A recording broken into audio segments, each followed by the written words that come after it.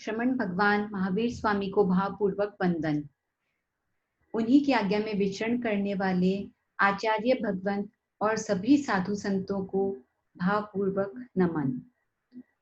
आज हम दूसरे अध्ययन उत्तराध्ययन सूत्र के दूसरे अध्ययन परिचय नामक अध्ययन की चर्चा करने जा रहे हैं। अगर हम वन वर्ड में परिचय का अर्थ जानना चाहते हैं तो कहेंगे कष्ट। कष्ट को परिचय कहा जाता है। और इसकी पूरी डेफिनेशन करें तो परिचय का अर्थ साधना मार्ग में आए हुए कष्टों को संभाव पूर्वक सहन करना। संभाव पूर्वक कष्टों को सहन करने से कर्मों की निर्जरा और जिनेश्वर भगवंतों की आज्ञा का पालन करने से मोक्ष की प्राप्ति होती है। संयम के कठोर मार्ग पर चलने वाले साधक के जीवन में परीक्षाओं का आना स्वाभाविक है। पूर्व जन्मों के संचित पाप कर्मों के उदय से ही कष्ट आते हैं। जो संभाव पूर्वक उन कष्टों को सहन कर लेता है उसे पुनः भविष्य में दुखी नहीं होना पड़ता तथा वह परीक्षा जयी बनकर शाश्वत सुखों का वरण कर लेता है। कष्ट एवं संकट तो साधु जीवन की कसौटी है। उन कष्टों व संकटों का हंसते हंसते धैर्य एवं संभाव से सहन करना, अपने व्रत नियमों को सुरक्षित रखना ही उन पर विजय पाना है। इस अध्ययन में भूख प्यास आदि 22 परीक्षाओं पर विजय पाने का विधान है, जिसकी चर्चा हम आगे करने जा रहे हैं। श्री सुधर्मा स्वामी अपने शिष्य जम्बू स्वामी से कहते हैं कि हे आयुष्मान जम्बू, मैंने सुना है यहाँ जिन प्रवचन में काश्यप गोत्रीय श्रमण भगवान महावीर स्वामी ने 22 परिचय कहे हैं, जिन्हें सुनकर उनके स्वरूप को जानकर परिचित होकर और जीतकर साधु भिक्षाचर्य में जाते हुए उन परिचयों के उपस्थित होने पर संयम से विचलित न होवे।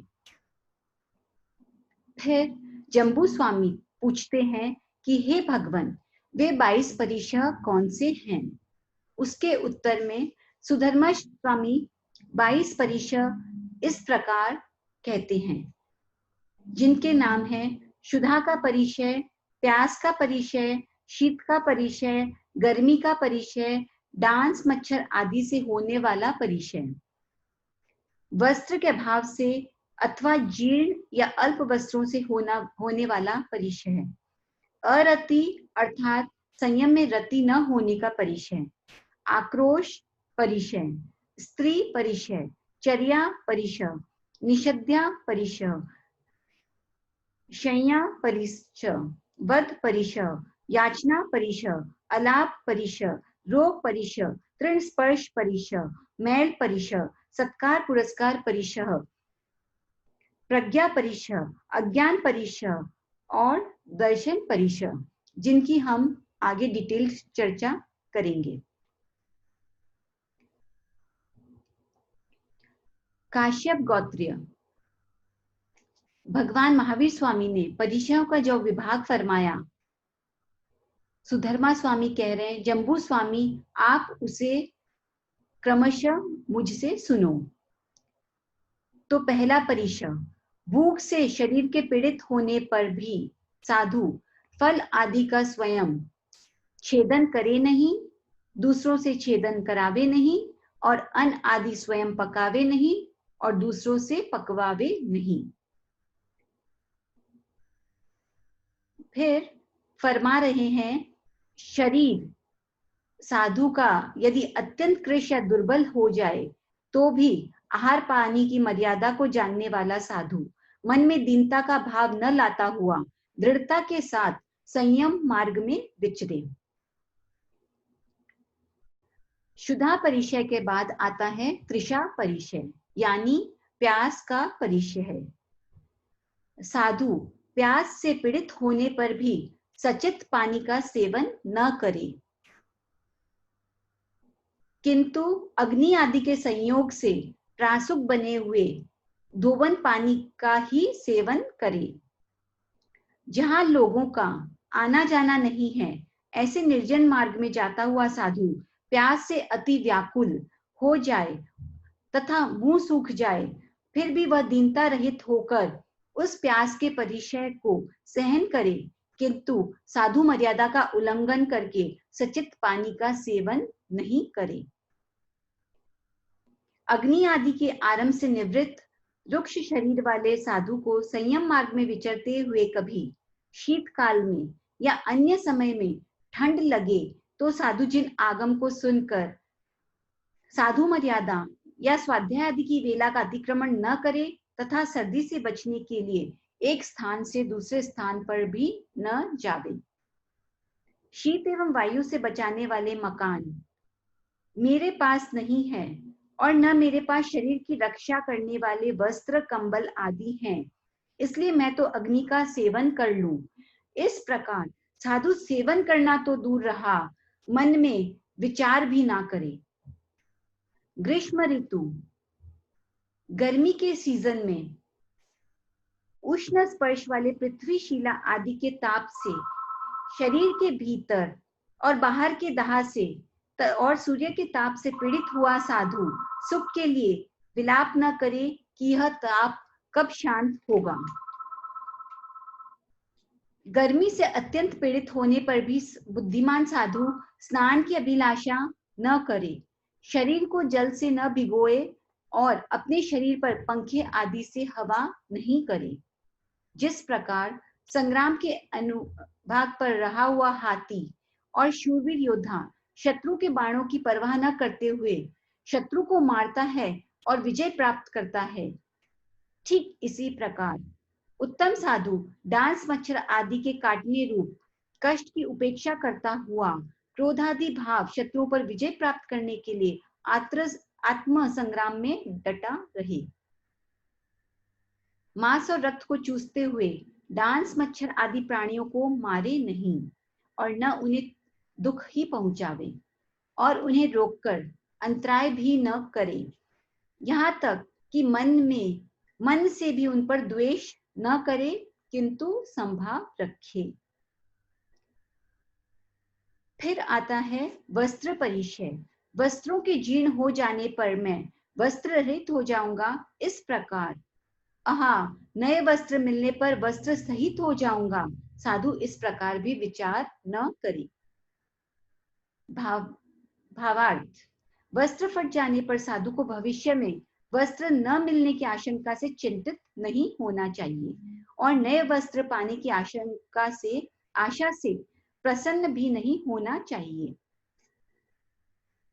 कभी जिन कल्पी मुनि की अवस्था में साधु वस्त्र रहित होता है और कभी स्थविर कल्पी की अवस्था में वस्त्र सहित होता है, इस प्रकार वस्त्र सहित और वस्त्र रहित इन दोनों अवस्थाओं को धर्म के लिए हितकारी जानकर ज्ञानी पुरुष खेद नहीं करे। ग्रामानुग्राम विहार करते हुए गृह त्यागी परिग्रह रहित साधु के मन में यदि कभी संयम में अरुचि उत्पन्न हो जाए तो उस पर अरति परिचय को सहन करे और संयम में अरुचि का भाव नहीं लाए। हिंसादि से निवृत्त, दुर्गति से आत्मा की रक्षा करने वाला आरंभ त्यागी, क्रोध आदि कषायों को शांत करने वाला साधु संयम विषयक अरति का तिरस्कार करके धर्म रूपी उद्यान में विचरण करे। लोक में जो स्त्रियां हैं वे मनुष्य के लिए आसक्ति का कारण है। इन स्त्रियों को जिस साधु ने यह परिज्ञा से जानकर प्रत्याख्यान परिज्ञा से छोड़ दिया है, उस साधु का साधुत्व सफल है। इस प्रकार स्त्रियों के संग को कीचड़ रूप मानकर बुद्धिमान साधु उनमें फंसे नहीं तथा आत्मगवेषक होकर संयम मार्ग में ही विचरण करे।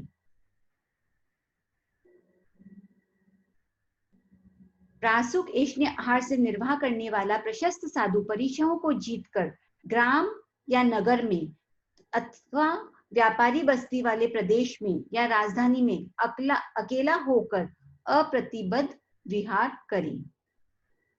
साधु गृहस्थियों की निश्चय रहित होकर अप्रतिबद्ध विहार करे, परिग्रह कतई नहीं रखे, गृहस्थों से संबंध न रखता हुआ घर रहित होकर विहार करता रहे।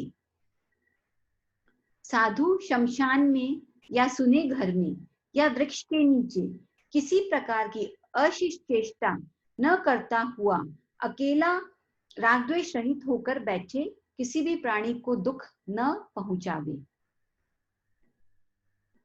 शमशान आदि में बैठे हुए साधु पर यदि उपसर्ग आवे तो ऐसा चिंतन करे कि मैं संयम में स्थिर हूं, ये उपसर्ग मेरा क्या बिगाड़ सकते हैं। इस प्रकार विचार कर उन्हें संभाव पूर्वक सहन करें, किंतु उपसर्गों की शंका से भयभीत होकर अपने स्थान से उठकर दूसरे स्थान पर न जाएं। शीत तपादि के परिसर को सहन करने में समर्थ तपस्वी साधु को यदि ऊंची नीची शैया यानी अनुकूल प्रतिकूल शैया मिले तो हर्ष विषाद न करता हुआ संयम धर्म की मर्यादा का उल्लंघन न करे, क्योंकि यह अच्छा है यह बुरा है। इस प्रकार पाप दृष्टि रखने वाला साधु संयम की मर्यादा का उल्लंघन कर शिथिलाचारी हो जाता है। स्त्री पुरुष नपुंसक आदि से रहित अच्छा या बुरा स्थान प्राप्त कर एक रात में यह मेरा क्या करेगा, इस प्रकार सोचकर साधु वहां पर संभाव से सुख दुख सहन करे। कोई व्यक्ति साधु को गाली देवे, बुरे वचन कहकर उसका अपमान करे तो भी साधु उस पर क्रोध नहीं करे, क्योंकि ऐसा करने से वह अज्ञानियों के समान हो जाता है, इसलिए साधु क्रोध न करे। श्रोत आदि इंद्रियों को कांटे के समान चुभने वाली कठोर भाषा को सुनकर साधु मौन रहकर उसकी उपेक्षा करे, यानी उस कठोर भाषा को मन में न रखे, उस पर द्वेष भाव भी न लावे। यदि कोई दुष्ट अनार्य पुरुष साधु को मारे तो साधु उस पर क्रोध न करे, मन से भी उस पर द्वेष न लावे। क्षमा उत्कृष्ट धर्म है, ऐसा जानकर साधु क्षमा मार्दव आदि 10 विध यति धर्म का विचार करके पालन करे। 5 इंद्रियों का दमन करने वाले संयमवंत तपस्वी साधु को कोई भी व्यक्ति कहीं पर मारे तो जीव का कभी नाश नहीं होता, साधु इस प्रकार का विचार करे। गुरु महाराज कहते हैं कि हे शिष्य, घर बार के त्यागी भिक्षा से निर्वाह करने वाले साधु का जीवन निश्चय ही बड़ा कठिन है, क्योंकि उसे सभी आहार उपकरण आदि वस्तु सदा मांगने पर ही मिलती है, बिना मांगे कोई वस्तु नहीं मिलती। गोचरी के लिए गए हुए साधु का हाथ भिक्षा मांगने के लिए सहज ही नहीं फैलता, इससे तो गृहवास ही अच्छा है। इस प्रकार साधु मन में भी विचार न लावे। भोजन तैयार हो जाने पर साधु गृहस्थों के यहाँ आकर आहार की गवेषणा करे।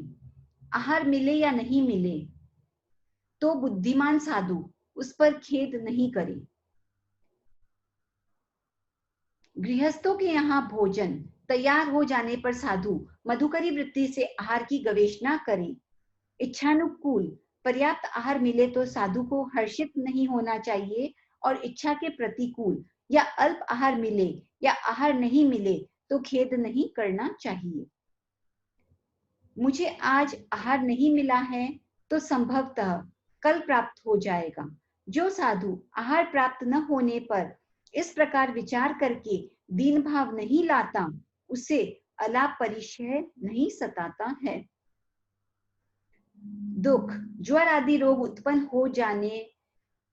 हुआ जानकर वेदना से दुखी हुआ साधु स्वकृत कर्म का फल जानकर दीनता रहित होकर अपनी बुद्धि को स्थिर करे, और रोगावस्था में रोग से स्पृष्ट हो जाने पर संभाव पूर्वक उसे सहन करे।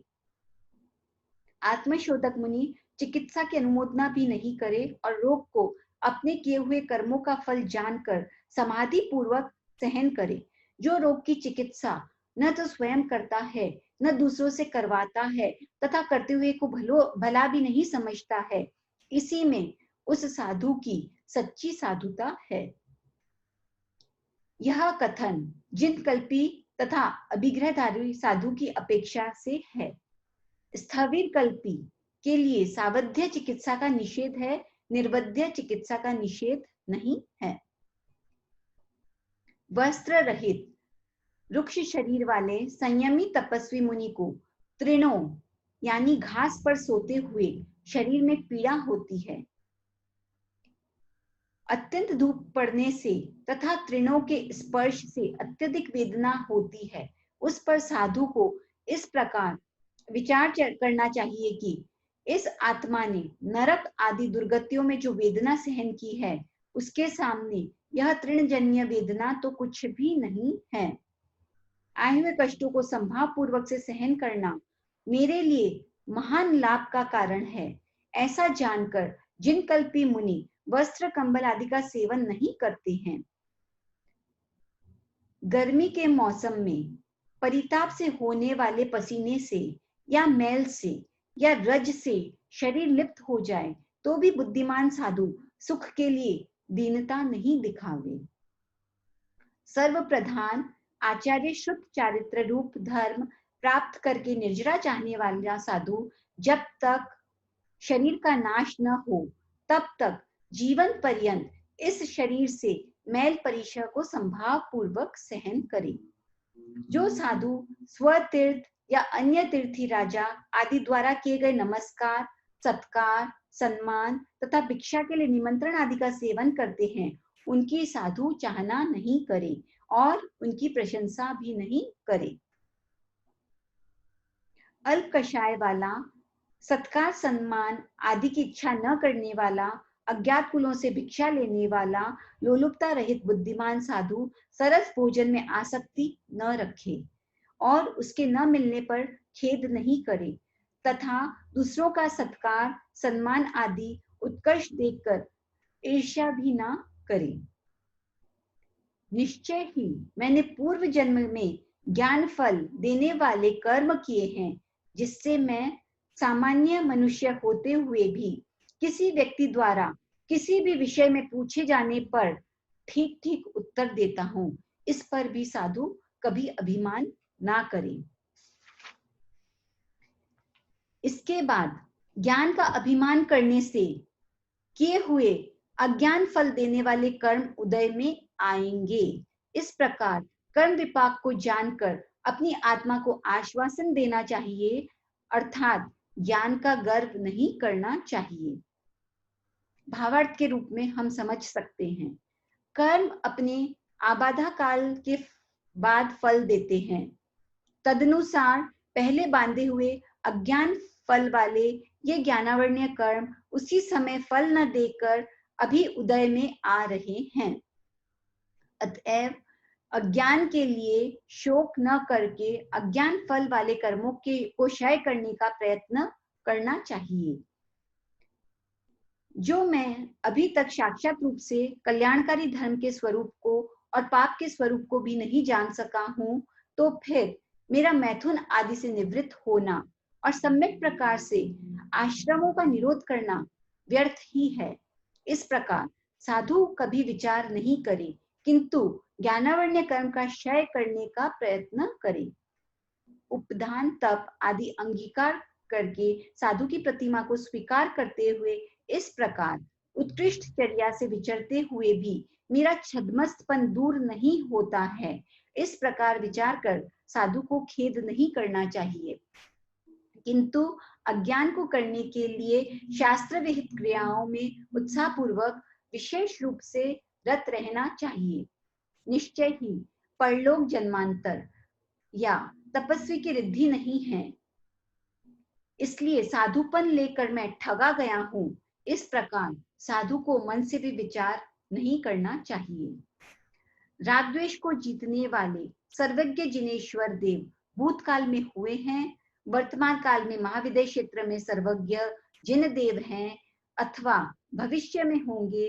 इस प्रकार उन सर्वज्ञ जिन देवों का अस्तित्व बताने वाले लोगों ने झूठ कहा है, अथवा भूत भविष्यत वर्तमान काल के जिन देवों ने स्वर्ग आदि परलोक बताया है वह झूठ कहा है, इस प्रकार साधु कभी भी मन से भी विचार ना करें।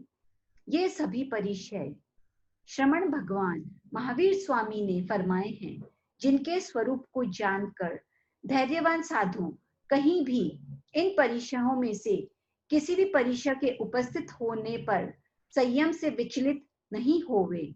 ऐसा जम्बू स्वामी ऐसा सुधर्मा स्वामी श्री जम्बू स्वामी से फरमाते हैं।